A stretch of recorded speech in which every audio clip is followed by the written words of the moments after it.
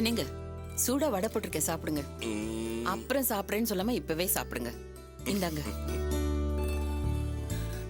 அப்புறம் மாப்பிள்ள அக்கா கிட்ட பேசினீங்களா இல்லையா? 2 நாளைக்கு ஒரு தடவை நானும் ஃபோன் பண்ணி விசாரிச்சுக்கிட்டு தான் இருக்கேன். மாப்பிள்ளையோட அக்கா முன்ன மாதிரி இல்லாம இப்பதான் சகஜமா பேச ஆரம்பிச்சிருக்காங்க. அவங்களுக்கு நம்ம மேல ஒண்ணும் கோவம் இல்ல. இந்த தீபா பொண்ணு செஞ்ச காரியத்தினால கொஞ்சம் டென்ஷன் ஆயிட்டாங்க, அவ்வளவுதான். நாம அவங்க கிட்ட அடங்கி போனதுனால நம்மள பத்தி நல்லா புரிஞ்சுக்கிட்டாங்க.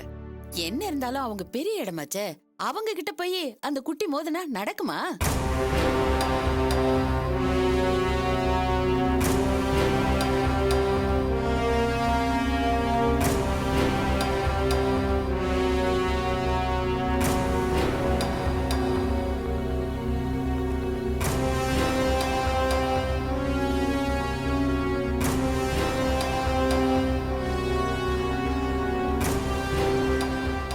பவித்ரா, தண்ணி கொண்டு வா.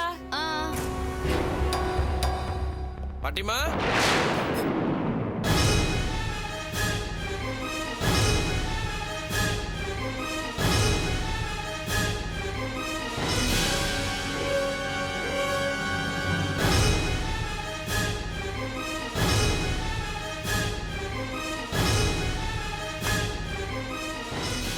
யார் நீங்க? பாட்டிமா இருக்காங்களா? நீங்க யாருன்னு கேட்டேன். துளசியோட பாட்டிக்கு நல்லா தெரியும். அவங்க வெளியில போயிருக்காங்க. உங்களுக்கு என்ன வேணும்? அப்படியா? சரி உள்ள வாங்க. ஹலோ, என்ன ஆண்டி? வணக்கம் ஆண்டி, நல்லா இருக்கீங்களா? என்ன அங்க நிக்கிறீங்க? உட்காருங்க. அங்கிள், யார் நீங்க? உங்களுக்கு என்ன வேணும்? சொல்றதுக்காக இவ்வளவு தூரம் வந்துருக்கிறேன். ஆண்டி முதல்ல இது பிடிங்க. பிடிங்க ஆண்டி, எல்லாம் நல்ல விஷயமா தான். நீங்க யாருன்னு சொல்லவே இல்ல. நான் யாருன்னு சொன்ன இப்ப உங்களுக்கு புரியாது.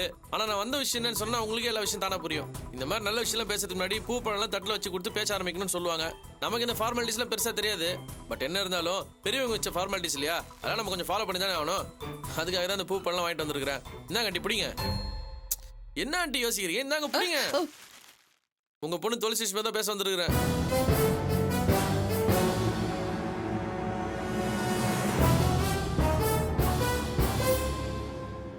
துளசி நான் இதுக்கு முன்னாடி ஒரு தடவை தான் பார்த்துருக்கிறேன்.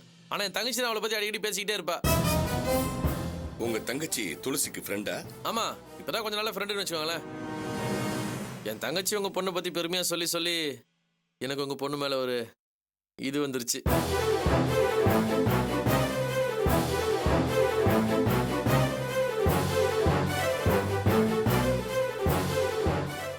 நீங்க என்ன சொல்ல வரீங்கன்னு எங்களுக்கு புரியல. நான் சொல்ல வந்த விஷயத்தை இன்னும் சொல்லவே இல்லை. அதுக்குள்ள உங்களுக்கு எப்படி புரியும்?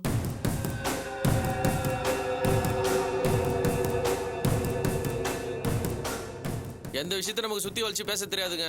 செதற்காய் போட்டு உடைக்கிற மாதிரி எல்லாத்தையும் பேசி முடிச்சிருவேன். ஆனா இந்த விஷயத்தை பொறுத்த வரைக்கும் தான் எப்படி ஆரம்பிக்கிறதுன்னு தெரியல. வழக்கமா நான் சொல்றது கேட்டுதான் எல்லாரும் குழம்பு போவாங்க. ஆனா இந்த விஷயத்துல நானே குழம்பு போயிட்டேனே. சரி, உங்க வீட்டுப்படி ஏறி வந்துட்டேன். விஷயத்த சொல்லிடுறேன்.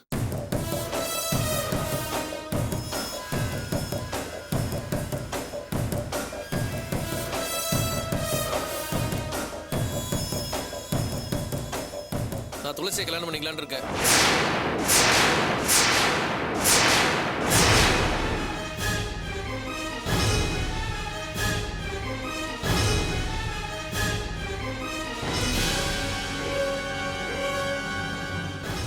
இந்த விஷயத்தை பத்தி துளசிக்கிட்ட நானே போய் பேசினா நல்லா இருக்காது. அவளை பெற்றவங்க நீங்க இருக்கும் போது உங்ககிட்ட சொல்லி உங்க மூலியமா வரதானே முறையா இருக்கும். அதான் அவங்கள பார்த்துட்டு போலான்னு வந்தேன்.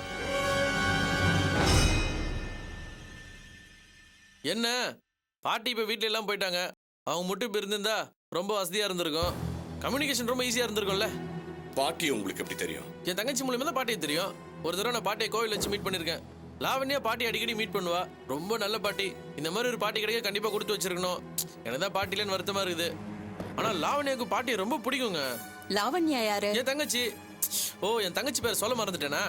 அதான் வந்தோடனே ஒரு குழப்பத்தில் இருக்கேன்னு சொன்னேன்ல, அதுல மறந்துட்டு போலுக்குது. துளசிதான் அவளுக்கு அண்ணி வரணும்னு ஒத்த காலம் நிக்கிறா. ஒரு வகையில இந்த விஷயத்துக்கு அவ தான் காரணம்னு வச்சுக்கோங்களேன். நான் அவளை இங்க கூப்பிட்டு வந்திருப்பேன். சரி, நம்மளே போய் பேசிட்டு எல்லாத்தையும் முடிச்சதுக்கு அப்புறமா ஒரு சர்ப்ரைஸ் கொடுக்கலாமே நானே இங்க வந்துட்டேன். நீ தான் துளசி தங்கச்சியாமா? என்ன படிக்கிற? +2 படிக்கிறேன். அப்படியா? Very good. Tulasi +2 school first என் தங்கச்சி கிட்ட சொன்னா. நீ இந்த மாதிரி நல்லா படிச்சு நிறைய மார்க் வாங்கணும் தெரியுதா? என்னம்மா தண்ணி சொம்ப ரொம்ப நேரமா கையில வச்சுங்கிற? குடுமா குடு. கேன் வாட்டர் தானே? ஏன்னா தண்ணியால இப்ப நிறைய நோய் வருதுன்னு காலைல இங்கிலீஷ் பேப்பர்ல ஒரு ஆர்டிக்கல்ல படிச்சேன்.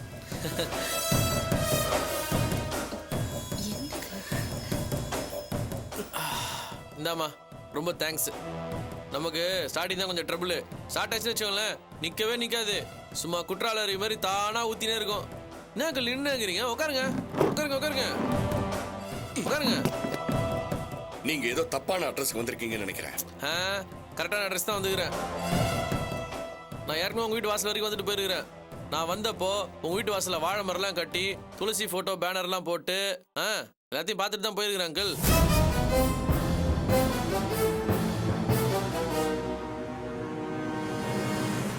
முதல்ல நீங்க யாரு? புரியுது அங்கிள்.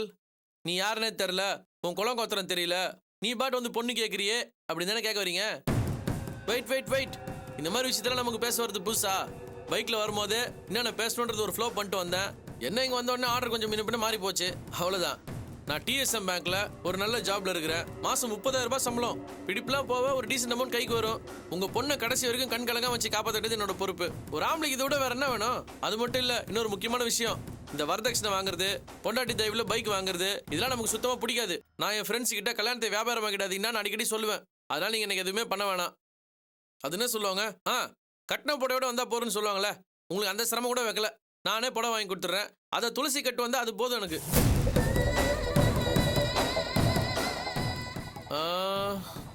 வீடு கொஞ்சம் பழசாக தான் இருக்குது.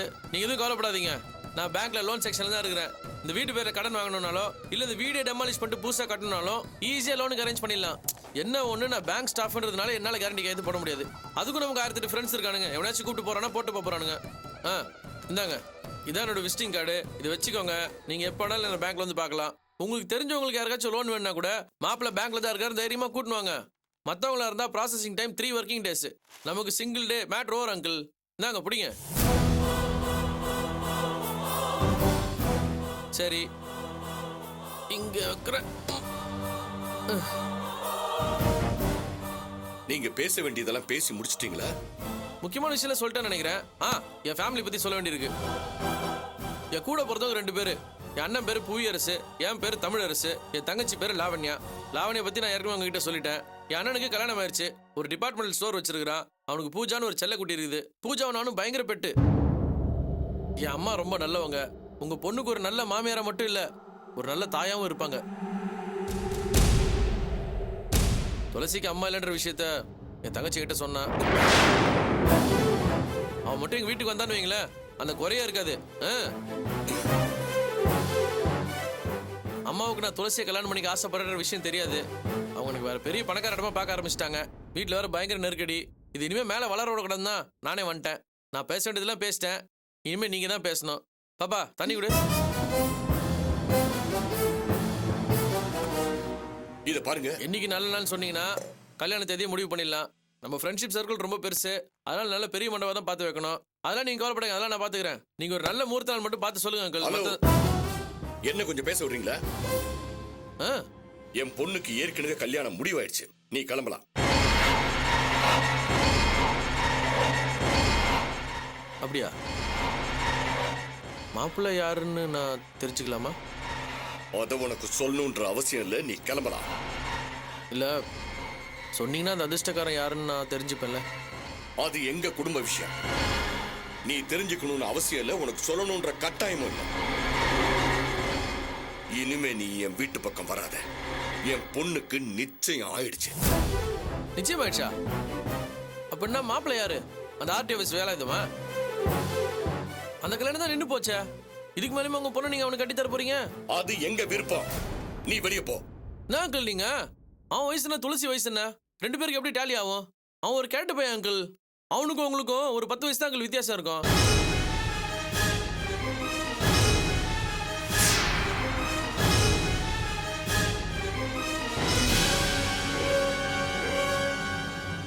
அது மட்டும் இல்ல, அவன் ஒரு ஃப்ராடு. லஞ்சம் வாங்கிட்டு ஜெயிலுக்கு போயிருக்கிறான். அவனுக்கு போய் துளசியை கட்டி வைக்கணும்னு நினைக்கிறீங்களா? நீங்க தானே துளசிக்கு அப்பா. ஒரு அப்பா எடுத்த முடியும் மாதிரி தெரியலையா அங்கிள்? துளசியை பாருங்க, சும்மா கறந்து வச்ச பால் மாதிரி பளிச்சுன்னு இருக்கிறா. இவ்வளவு போய் இந்த கேட்டு போய் கல்யாணம் பண்ணி வைக்கணும்னு நினைக்கிறீங்க? இது நியாயமா? டேய் எழுந்திரு, எழுந்திரு, போ, வெளியே போன்னு சொல்றேன்ல. ஏன் இவ்வளவு டென்ஷன் ஆறீங்க? வயசான காலத்துல இவ்வளவு டென்ஷன், அப்புறம் பிபி ஷூட் போயிடுச்சுன்னா ஹார்ட் அட்டாக் வராது? 2 பொண்ணை வேற கல்யாணம் பண்ணி கொடுத்து கரையை தோண்டிடுது. அது வரைக்கும் நீங்க தெம்பா இருக்க வேண்டாமா? டேய், உன்னை உள்ள விட்டதே தப்பா போச்சு, போடா வெளியே. நீங்க எங்க விட்டீங்க? நானே தானே உள்ள வந்தேன். இந்த மாதிரி கோவம் வரலாம் சகஜம் தான் ஆண்டி. கல்யாணம் முடிஞ்சு 1 வருஷத்துல ஒரு பேரனோ பெத்தியோ பெத்தெடுத்து கையில கொடுத்தா உங்க கோவம் எல்லாம் தானா சரியா போகுது. அதுக்கு நான் கேரண்டி. டேய், நீயா வெளியே போறியா இல்ல போலீஸை கூப்பிட்டுமா? போலீஸா? என்ன தமாஷ் பண்றீங்களா அங்கிள்? போலீஸ் ஸ்டேஷனுக்குள்ளேயே போய் போலீஸ்காரன் பொண்ணுக்கே கல்யாணம் பண்ணி வச்சவன் நான். பின்னா பட்டன்னு போலீஸை கூப்பிடுறீங்க? ரோட்ல போறவங்க பொண்ணு கையை பிடிச்சி நான் கலாட்டா பண்ணனா? இல்ல உங்களுக்கு தெரியாம உங்க பொண்ணை நான் தூக்கின்னு ஓட்டேனா? பெத்தவங்களை மதிக்கணுன்ற நல்ல எண்ணத்தினாலதான் நாகரிகமா நான் உங்ககிட்ட வந்து பொண்ணு கேட்கறேன். என்னோட டீசன்சியை புரிஞ்சிக்காம நீங்க எதுக்காக கோவப்படுறீங்க? பீச்லயும் பார்க்லயும் போய் பாருங்க, அவன் ஜோடி ஜோடியா உட்காந்து இருப்பான். ஒதுங்கத்துக்கு ஒரு இடம் கிடைக்காது. அவங்க அப்பா அம்மா பிறந்தநாள் ஞாபகம் இருக்குதோ இல்லையோ, லவ்வர்ஸ் பிறந்தனால கரெக்டா ஞாபகம் வச்சிருப்பாங்க. நான் உங்க பொண்ணு அப்படியே கூட்டின்னு போயிட்டேனா? இல்ல நான் அப்படி கூப்பிட்டா உங்க பொண்ணு கூட வந்துருமா? அதனால கோவப்படாம நல்லா யோசிச்சு ஒரு முடிவுக்கு வாங்க. நாளைக்கு மறுபடியும் துளசியும் பாட்டி இருக்கும்போது நான் இங்க வரேன். ஏன்னா பொண்ணோட விருப்பம் ரொம்ப முக்கியம் இல்லையா? உங்களுக்கு தான் பொண்ணோட விருப்பத்தை பத்தி அக்கறையே இல்லை. ஆனா நான் அப்படி இல்லை.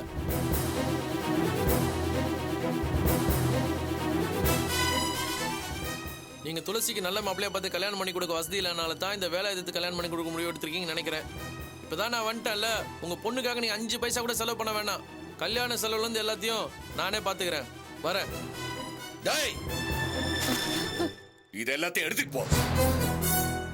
கொடுத்தது திருப்பி எடுத்துக்கிற பழக்கம் எனக்கு என்னைக்குமே இருந்தது இல்லை அங்கிள். வரேன். பாத்தியா பத்மா, எவ்வளவு திமிரா பேசிட்டு போறான். துளசிக்கும் ஒரு பையனுக்கும் தொடர்பு இருக்குன்னு வேலாயுதம் சொன்னது இப்ப உண்மையாயிடுச்சு. நாம தான் நம்பாம போயிட்டோம். துளசி சொல்லிதான் இவன் நம்ம வீட்டுக்கு பொண்ணு கேட்கறதுக்கு வந்திருக்கான். இல்லனா இவ்வளவு தைரியமா எப்படி நம்ம வீட்டு வாசப்படி ஏறி வருவான்? அவங்க ஜோசப்ங்கிற பையன் கூட தானே தொடர்பு இருக்குன்னு சொன்னாங்க. இவன் பேரு தமிழரசன் சொல்றானே. பேரை மாத்தி சொல்லிருப்பான். இப்ப பேரா முக்கியம். இதை இப்படியே விடக்கூடாது.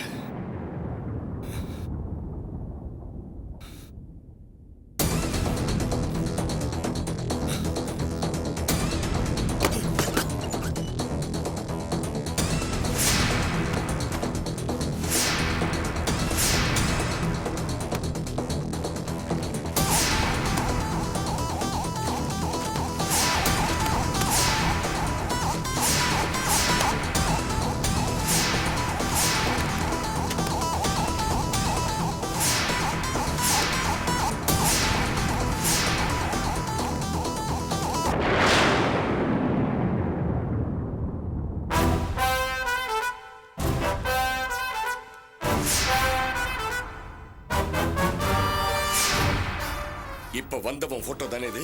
ஆமாங்க, இது அந்த பையனோட போட்டோ தான். இவன் போட்டோவை புக்ல யாருக்கும் தெரியாம மறைச்சு வச்சிருக்கா. இப்ப நீ என்ன சொல்ற? அப்போ மாப்பிள்ளை சொன்னதெல்லாம் உண்மைதானா? நான் தான் அப்படியெல்லாம் எதுவும் இருக்காதுன்னு நம்பிக்கிட்டு இருந்திருக்கேன். அவ ஆத்தா புத்தி தான் இவளுக்கு வந்திருக்கு. இவ கோயிலுக்கு தான் போயிருக்காளான்னு எனக்கு சந்தேகமா இருக்கு. நான் போய் கோயில பார்த்துட்டு வரேன்.